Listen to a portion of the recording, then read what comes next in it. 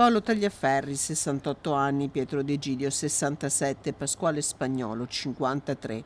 Sono tre amici di Ferrara, le ultime vittime della strada statale 309 Romea.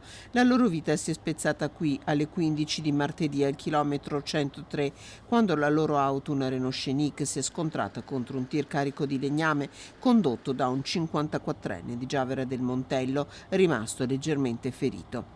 La Romea non perdona, ripete chi conosce questa strada, che in questo tratto nel comune di Codevigo, nei pressi di Rosara, è un lungo rettilineo. Sulle cause dell'ultimo tragico incidente la Procura di Padova ha aperto un fascicolo. Il camionista potrebbe essere indagato per omicidio stradale. All'origine un malore del conducente dell'auto, un sorpasso azzardato, come ce ne sono molti. Una tragedia a cui chi vive lungo questa strada o la percorre tutti i giorni, come il sindaco di Codevigo, Ettore Lazzaro, rischia di abituarsi. È grave dire una cosa del genere, che ci stiamo abituando, perché succedono mortali. L'anno scorso, tanto per dare un dato, nei nostri 9 chilometri ci sono stati 6 mortali.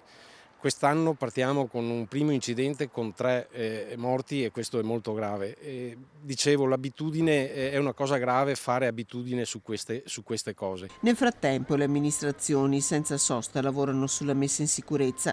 I 9 chilometri di Romea di Codevigo sono tagliati da 4 incroci. Da almeno 10 anni il comune collabora con ANAS per la realizzazione di 4 rotatorie. Noi, per quanto riguarda la parte amministrativa, ci prodighiamo per coadiuvare ANAS nelle varie progettazioni. Speriamo di vederne i frutti, io spererei al più presto possibile. In attesa che si muova qualcosa, dai primi cittadini di Codevigo e della vicina Chioggia arriva un appello. Serve prudenza e attenzione quando si percorre la Romea. Io dico sì, diamo la colpa a questa strada, questa statale della morte, però dobbiamo prestare attenzione quando ci mettiamo alla guida di un veicolo. Ecco, è vero che la Romea non perdona, se uno commette un errore, dall'altra parte arriva un altro veicolo. La Romea raramente è completamente libera, se non di notte. Ecco, è chiaro che la Romea non perdona perché il traffico è tantissimo, però ripeto, l'errore umano è sempre dietro all'angolo.